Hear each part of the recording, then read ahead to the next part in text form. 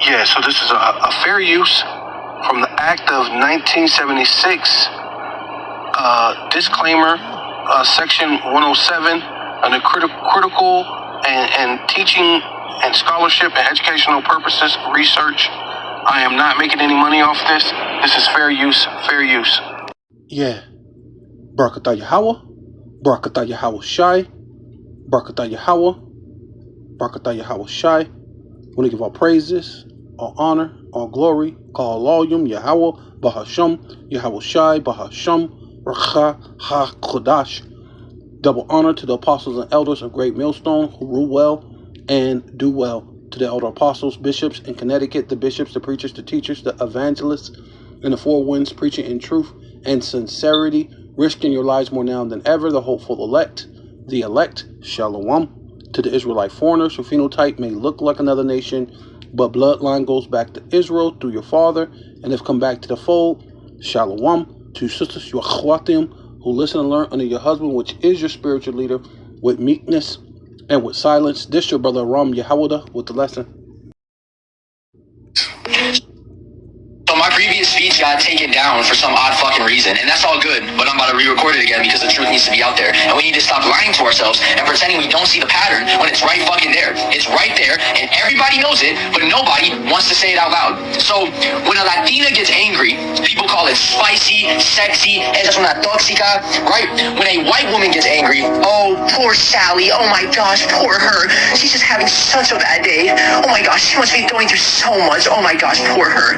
When a white man gets angry, he's stressed, he hit his breaking point, he's having a bad day, it's mental health. But when a black woman gets angry, she's ghetto, she's ratchet, she's loud, she's aggressive, she's masculine, she's too much. When a black man shows anger, hurt, frustration, grief, or pain, now he's violent, now he's dangerous, now he's a threat, now people clutch their bags, people get scared, people cross the street, now people reach for excuses to justify why they never wanted to understand him in the first place. And do not tell me it's about behavior, do not tell me it's about tone, do not tell me it's about how it's expressed, because the same emotions coming out of different bodies get labeled completely differently depending on the skin they're housed in. That is conditioning. That is not a coincidence, and that is not fair. Black pain is not allowed to be human pain in this society. It's only allowed to exist if it's quiet, palatable, digestible, and non-threatening to everybody else's comfort. The second it spills over, the second it raises its voice, the second it stops asking politely to be acknowledged, it gets criminalized, it gets demonized, and people want to talk about anger issues without ever talking about where that anger comes from. Let's talk about it. Let's talk about generations of trauma stacked on top of generations of trauma, stacked on top of generations of trauma, and then pretending the body, the nervous system, the psyche, and the soul are not keeping score. You don't get to enslave people, lynch people, beat people, rape people, eat people, segregate people, lock people out of resources, destabilize families, over-police communities, undereducate schools, poison neighborhoods, and then turn around and have the fucking audacity to say, why are they so angry? What the fuck do you mean, why are they so angry? That question alone is disrespectful as hell, because anger does not come out of nowhere. Intensity does not come out of nowhere. Pain does not come out of nowhere. What you are seeing is not aggression. You are seeing unprocessed grief. You're seeing suppressed rage. You are seeing pain that never had a safe place to land. And the psychological truth is that when trauma does not get expressed, it does not disappear. It compresses, it hardens, it builds pressure. So when it finally comes out, it does not come out softly, ladies and gentlemen. That is exactly how trauma works. That is not a character flaw. Especially trauma that was never acknowledged, never protected, never held, never understood, never listened to, never given the safe space to express itself healthily, and never healed. Let me know what y'all think about. Yeah, so this is Jeremiah chapter 15, verse 5. It says, who shall bemoan, who shall have pity upon thee? Right, KJV, O Jerusalem, right? That's for you so-called Black, Hispanic, and Native Indian, especially for you Negroes, right? Like the brother, right? He looks like an Israelite. He was, eloquently putting it forth, because they mentioned the Latina, she's spicy or this and that. So especially for you Negro tribes, right? But right now, right, the Northern Kingdom get it first, but the Southern Kingdom gets it worst, right? And But then, a lot of times it's that northern kingdom, you know, their hatred towards their brother is astounding, to say the least, right? And a lot of them don't care, even though we have the same enemy, right? In the ghettos, the barrios, the reservations, and especially, like I said, especially for the so-called Negro tribes, people are unconcerned. See, but we're all finding out through this Trump administration that, hey, even you Latino tribes, even though a lot of you're still never gonna come fully all the way around, because it even tells you that in the scriptures that Ephraim and Manasseh and Ephraim shall still continue to be against Judah, and that's just basically part of the curses. But some of you will come into realization, hey, we have the same enemy, right? The one that put us in the ghettos, the barrios, and the reservation, and that there is no one bemoaning for the what was right here. And who shall bemoan thee, right? There's no one looking out for either the northern kingdom, so-called Latin tribes, so-called Native Americans. No one's really looking out for you. So then what's up with going against your brother who's going through the same thing, who lives in the same place you live, that's why the Lord's dealing with the elect, right? Right? Because who shall go aside to ask how thou doest, right? How thou doest, right? It says, amplified, who will have pity upon you, O Jerusalem, right? Which goes into all 12 tribes, the so-called Negro, Latino, and Native American tribes, which I mean, those are as in America, which are the 12 tribes of Israel, Salakia, who will moan for you, or who will turn aside to ask about your welfare, right? The only thing they're going to say is that you're on welfare, right? They're going to talk trash. It's just those welfare black people, those welfare Mexicans, especially coming from your enemy, your oppressor, right? That's where a lot of these things stem from. These are systemic racism, right? And a lot of even our own people play into that. Even so-called Negro, that I'm a traditional historical black American, and I don't believe we should be there to do this and do that, and that's those those are those niggas. See, I ain't a nigga. I'm black, and there's a difference between niggas and black. There's a difference between niggas and black people, right? And these type of things that they have on racial stereotypes within themselves. So this thing it goes deep, man. Who's going to care about you? Right? So that's why we got to lean on Yahweh Bashem Shai. Right? Yeah. So this is Ecclesiasticus, an Apocrypha, which is canon, by the way. 38 and 16 says, my son, let tears fall down over the dead. So this is actually talking about the actual, like an actual dead person, but I'm going to use just, I'm going to clarify this. I'm just using this as a reference because it speaks about Israel being in a dead state. And when I was looking for thing, I kind of ran across, I'm like, damn, it kind of reminds me of Ezekiel 37 and then also Revelations 11, right? So I was like, you know what, let me just use this because it even though it's speaking of an actual, like when someone dies, I mean, you can still use it as far as, the type of emotions you're supposed to have when you see a people that's in a dead state. And that's what type of emotions we should have towards each other, whether you're the southern kingdom towards the northern kingdom, and the northern kingdom towards the southern kingdom, right? And it says, my son, let tears fall down over the dead, right? Because I'm in the ghetto, but you're in the barrio. We both in a dead state. We're down and out. We should both be crying over both of each other's condition, right? You know what I'm saying? We should be looking at, damn, hey, we done did the selling drugs. We done did the gang banging. We did all the different things. We done went to plantation Christianities. We done went to the Catholics and the apostolics and the Pentecost. We done went to all these, and nothing's changed. What's different? What do we need to do? Oh, well, dang, this Hebrew Israelite thing seems to be some. Okay, well, let's look at. Oh, wait a minute. Wait, what? Well, I will send you back into ships again? Oh, wait, the Mexicans went on ships? The Native Americans went on ships? So-called Negroes went on ships? And you were sold to your enemies? Oh, wait. Someone is selling us that is definitely not our friend. He's definitely our enemy. The white man showed up, and yeah, we were sold. Your land will be taken, your cattle, your things, your children will be sent to another. Hey, wait, that happened to us, right?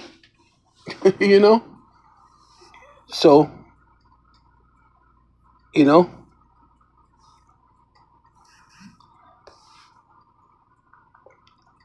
it just only makes sense. Well, to those, I mean, you know, because really the Lord's only dealing with the elect. But I mean, just saying. And we're coming to a place where we're the ones who's gonna bemoan for each other or lament, right? And begin to lament, right? Which like another like cry, as if thou hast suffered great harm thyself. See, and that's really what we're supposed to be doing. We're supposed to lament over ourselves as we suffer great harm, like as if we suffer great harm ourselves, right? See, but like he said, when it comes to this society and things like that, they're looking at us as if we're nothing. We're nobodies, you know. You know how we feel. Our plight doesn't matter, you know, right? And it says, it says, and then cover his body. See, and that's what I was thinking about, because it said that they didn't suffer them to put them in graves when you go into Revelations, right? According to the custom, which that's what happened with Yahweh Shai. The rich man, it was a rich man. See, and see, but people think because you're rich, you can't make it into heaven. It can. He just said it's like bringing a camel through the needle, right? Through an eye of a needle. It's difficult, but see, this rich man was willing to part his riches to make sure that he put Yahweh Shai in the grave according to their custom. See, most rich people will be like, hey, that's a poor people's problem. That's oh well. Yeah. I'm finna go over here and eat my hors d'oeuvres and my what's that shit, you know, what's that shit? The eggs, the fish eggs, whatever that is. You know, I can't even think of it, but and some Grey Poupon or whatever the fuck they do, you know, right? And you know, he could have been like, shit, today the Sabbath, I'm gonna go home and enjoy my wife and my family and do my own thing before the sun goes down. Nah, he's like, oh wait, this is a great man. You know, wait, yeah, even though I'm rich, I better make sure I put this man in the grave according to the customs. Yeah, you know what? I got this expensive what's that garment that they wrapped the Lord in, and you know he paid for. He actually gave him his grave, his sepulcher, right? See, but the Who's truly bemoaning for you, whether rich or poor? Nobody's looking out for you like that. It says, weep bitterly and make great moan and use lamentation, and he is worthy that a day or two lest thou be evil spoken of. Right? And that's what happens, man. We're evilly spoken of no matter what.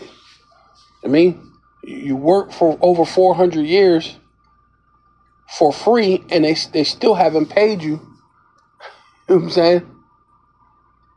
I mean, people got lawsuits for wages and things at jobs, and they won millions because people they held back the money by fraud, right? But here they are, completely in everybody's face, and whether you're Latino or you're so-called of other people outside of the so-called black community, or what they call the black community, you're uncaring about it. But see, now the Lord's raising up to where the Northern Kingdom, well, at least some of them, are caring, right? They're looking at it, right, through the lens of ultimately through the scriptures, right? Having brotherly love, and it says, and then comfort thyself for thy heaviness, right? Right, because the truth ultimately comforts us. Yeah. So this is Revelation chapter 11, verse 8. We'll read KJV first, and then I'm going to go into the Amplified. It says, and their dead bodies shall lie in the streets of the great city, which is spiritually called Sodom and Egypt, which is speak of America. It's America, where our Lord was crucified. So speaking of our Lord being Yahweh Shai, he was not crucified in America, but he was X'd out, being they preached of another Messiah, right, and gave him a complete polar opposite look than what it gives you the description of. It says his hair is like pure wool, right? Wool is a Negro textured hair, as white as snow, right? Being that wisdom that he has gotten. His feet, the color of fine brass, as if it burnt in the furnace. Brass is a derivative brown, and if you burn anything, it's black. It's dark. It becomes dark. So a dark color brown man, which gives you that, and also in Daniel's, right? It tell you that his arms and his feet are polished brass, which brass is brown, right? And if you burn it, right, so it gives you a little more, and in Revelations by saying burnt, right? And then if you go to Daniel 7 and 9, it tell you that the Most High, the Father, which that's what I believe is Philip asked Yahweh Shai to let that he wanted to see the Father. He said, well, if you've seen me, you've seen the Father. So then when you go into Daniel 7 and 9, it tells you that the Ancient of Days, which is the Most High Yahweh, which is the Father, his head on his head and the hairs on his face is of pure wool, right? And you have to understand that it's talking about the hairs on his and the hairs on his face, which would be a so-called Negro, pure wool, right? And which that's the texture of a Negro, right? Especially when you say there's no other way to describe that, right? So that has to be they crucify him, they X'd him out, gave him a different look than what the scriptures say, and their dead bodies shall lie exposed in the open city, and their dead bodies will lie exposed in the open street of the great city, which is Babylon the Great, the daughter of Babylon, which is America, right? And it says Jerusalem, right, which represents all 12 tribes, your so-called Negroes, Latinos, and Native American. But normally, Jerusalem represents the Southern Kingdom, right? But, you know, the Northern Kingdom get it first, but the Southern Kingdom get it worse, right? Which in a spiritual sense is called by a symbolic and allegorical name of what? Of Sodom and Egypt. See, and that's what it represents. America, right? Babylon the Great, the daughter of Babylon, right? And you get those complete aspects. You get sodomy here, you know, same sex, and you get what? Bondage, you know, because Egypt is known for what? Slavery, bondage. So it's a lot of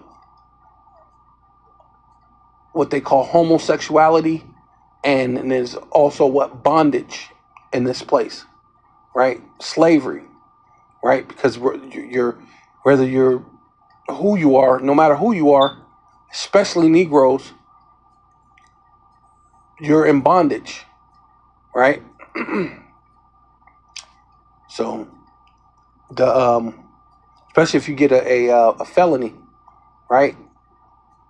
Because they wrote that if you get a felony, you're no longer you become a slave to the state, right? Where our Lord was crucified, right? So I basically went into that, right? So now they have you as what? Debt slaves here as well, right? And that's everybody, even their own Edomite counterparts, so-called self-proclaimed white counterparts. They're actually slaves too, to the debt system, to the system, slaves. So, yeah, so this is Revelation chapter 11, verse 9, continuing on. And there it says, and they of the people, kindreds, and tongues, and nations shall see their dead bodies, which is talking about, you know, all 12 tribes, but primarily it's speaking of the Southern Kingdom, the so-called Negro tribes, right? Especially the so-called African American, right? Primarily what it's speaking about, but it does represent all 12 tribes as well. But it says, see their dead bodies 3 days and a half, right, from 1619 to 1969. It's 350 years from the time that the Southern Kingdom got here to America, right? Which is counting that because what? The Lord said that He will raise the tents of Judah first, right? So that's the reason why it's counting that, which is basically speaking of the Southern Kingdom, right? Which, well, yeah, Levi, yeah, because Levi was one of the main that was teaching Levites, the Levites, Judah, the one basically, but the Southern Kingdom at the end of the day. And it says, and shall not suffer their dead bodies to be in graves. See, because they didn't care. They didn't care about you. They didn't care to tell you who you are, where you come from, your God, your language. You know, they just wanted to just laugh at you. Oh yeah, oh, those are those welfare people. Those are those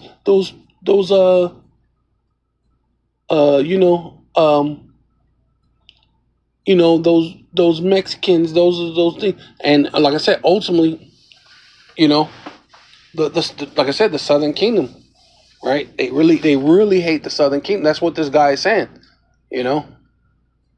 If they're so-called black, which black is not a nationality, but this is what people throw out there. It's a stigmata, right? A stigma, right? You black means lazy, no good, untrustworthy, you know, evil. So you don't have to care what they think or how they feel. Well, guess what? We're the apple of the Most High's eye, and the Lord is speaking of the 350 years, showing that what the Lord's going to raise up the tents of Judah first, right? That's why that's important as a sign, right? That you're supposed to, right, study to show yourself approved, right? And it says, okay, yeah, amplify, and those from the people and tribes and languages and nations, so which basically these heathen nations, these other nations, starting with was it Ishmael and Ham, which sold us to the Grecians, right?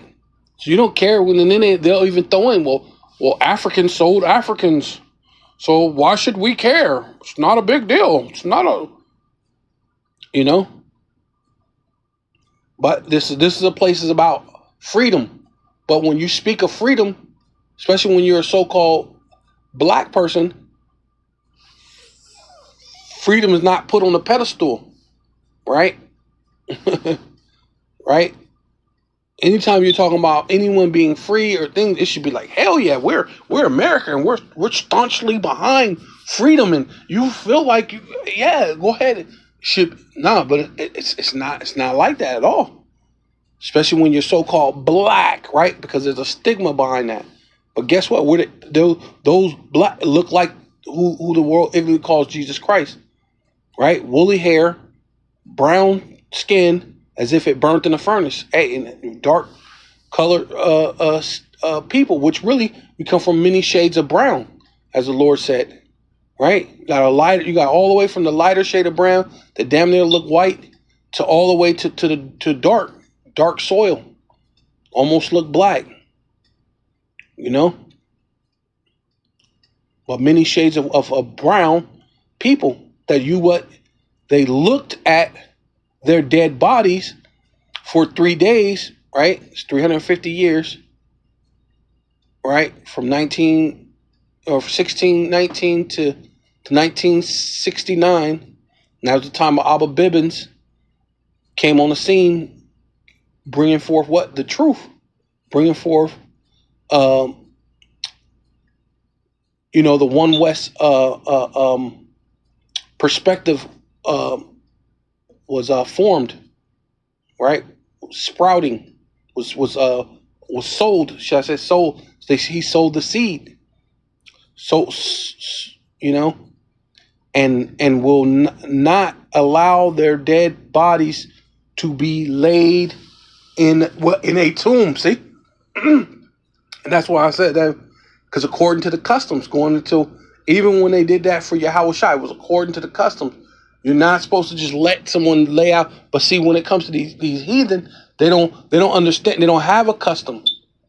They don't have that custom where you're supposed to put these people in a tomb, and you're supposed to do it before the sun goes down, right? You know, you're not supposed to hang someone and leave them hung for 5 days. But see, this is what these heathen do. They have absolutely no care for you.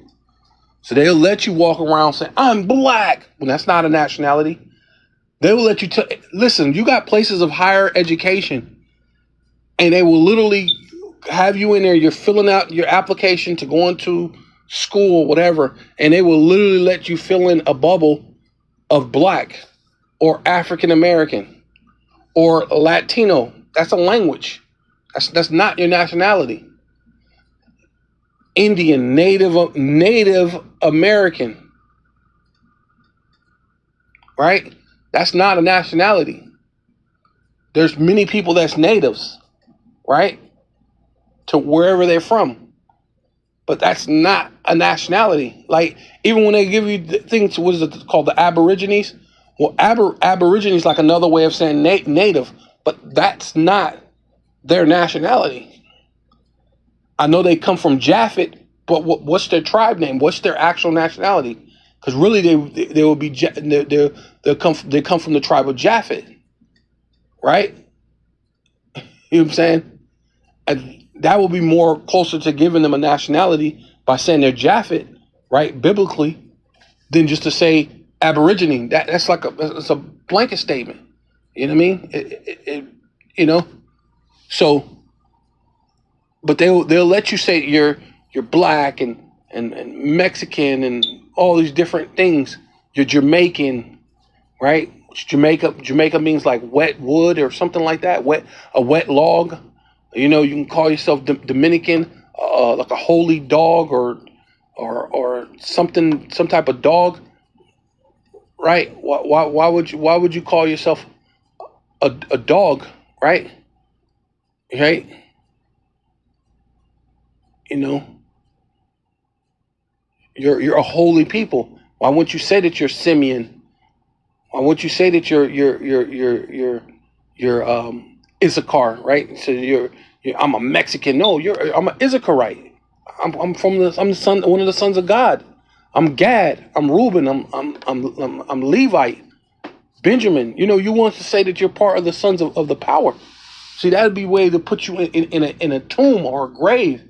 Give you your nationality. At least say, hey, look, all right, or at least, hey, we know y'all some whatever, and let's give y'all thing and send you off somewhere, whatever, you know, whatever. But they didn't want to do that because it's money.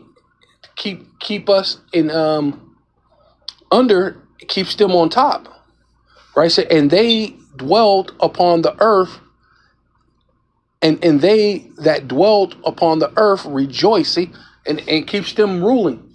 So they're rejoicing over them. See, and made merry, right? They made merry meaning what? Happy, joy. So what makes you happy? You get you have the power. You're the police, the judges. You're the president, and then you're making all the money. You're making all the decisions, and it's not going to be beneficial to those people. And you get to just laugh, enjoy, and make money, and then make mockery. Just laugh. You know what I mean? And shall send gifts one to another. And those gifts were the actual people. In the time of slavery, you actually sent them, hey, here's this slave. Enjoy yourself. Happy birthday. I believe I seen one where it was the people they got married, and it was a wedding gift. And here's a nigger for a wedding. Here's your wedding anniversary. But you think they didn't do that to the northern tribes, to you so-called Mexicans, to you so-called Puerto Ricans, to you so-called Native Americans, and they did that to you too, right? And just because you know the thing, especially with Gad, because there's so many different tribes, Gad would get tribal and go, well, that didn't happen to my tribe. Well, you're all Native American, and then ultimately we're all sons of God, so we should all care about what we're going through. We should all have that compassion on our heart as if we're going through it ourselves. We should have compassion on the so-called, which I do. When I go through my wife's reservation, man, I'll be like, God, it looks like a third world country. Some of them, they got houses that look like they got 4 different walls on the. You're like, wow, this is the reservation. Like, you know, they got a goddamn casino, but the people live in like squalor. You know, it's crazy. But yeah, let me continue on. It says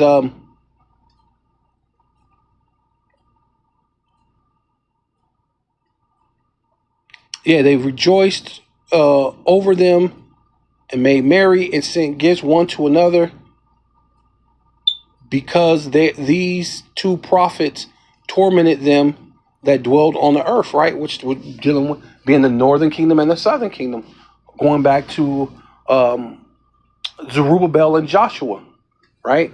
Right? Because we were about our father's business, man. We weren't gonna let no heathen nations build the temple with us, man.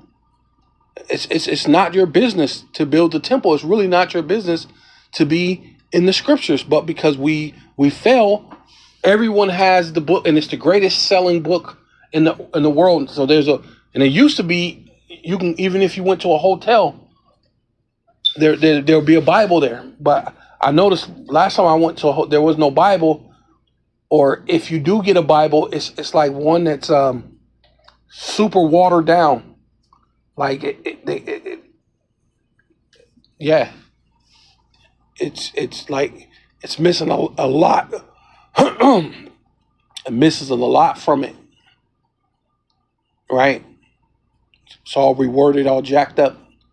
It says, and those unbelievers, right? Ultimately, Esau, Edom, but those other nations, right? Moab, Ammon, Ham, Ishmael, those who just laughed and had us and you know, under, had us, they just, who lived on earth, right? All these other nations live on the earth besides the so-called Israelites, right? It's 18 nations on the earth, right? The other 17 nations look down upon us, and then even had us fighting in between and looking at each other as if we're wasn't of the same family, which continue on to this day, right?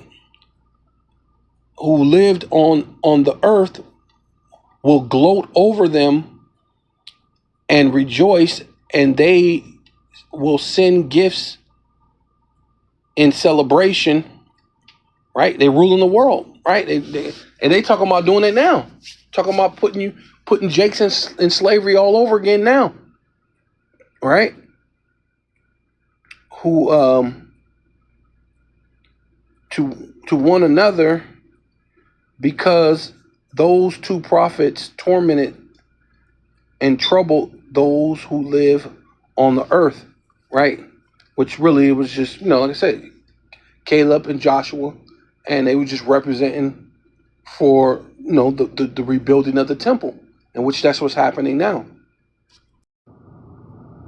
Yeah, and continuing on, this is Revelation chapter 11, verse 11. It says, after 3 days and a half, the Spirit of the Lord, Yahweh, the most high Yahweh, Bashem Yahweh Shai, enter into them, right? Time of Abba Bibbins, right?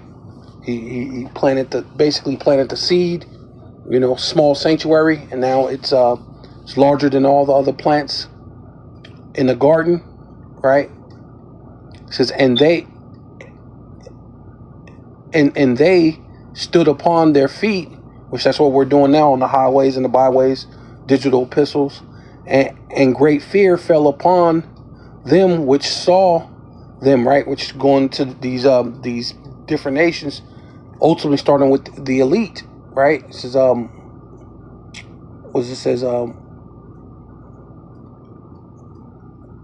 this should enter into the gates of the nobles, right? And that's these elites.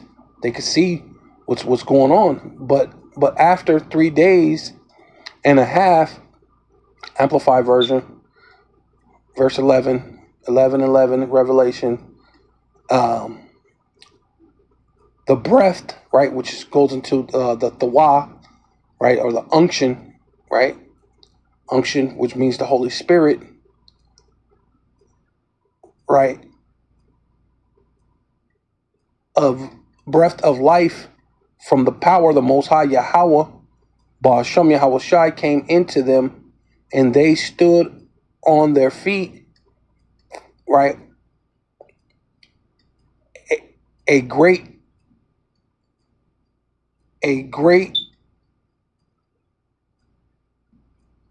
fear and panic fell upon those who watched them, right? Yeah, a lot of people when we break down these prophecies the right way, it's fear on them, because they're like, oh, wait a minute, that does look like, wait a minute, what if those are the God's people? Oh, it does say woolly hair, woolly texture. Oh, damn, it does say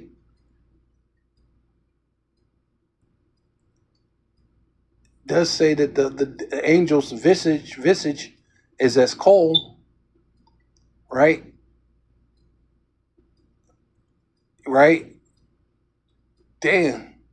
It does speak about you should go into Egypt again with ships. Those so-called black people were on ships Oh, the Mexicans were too. Oh, wait. Oh, Columbus and all these and the different. They shipped them around as gifts. So it wasn't just the black people that went in slavery. Oh, wow. So it is the so-called Negro, Latino, and Native American that are the Israelites. Oh, wow. Okay, now, hey, fear, panic is on them that's watching, right? And hey, and it's going to get greater. It's going to be greater. It says, and they heard a great voice from heaven, right, which be Yahushua in that fathership, that flying mountain, saying, oh, Slucky, and they heard a great voice from heaven saying unto them, come up hither. And they ascended, right? See, and that's when fear is really going to fall on you, right? Because it's going to be missiles flying over your head.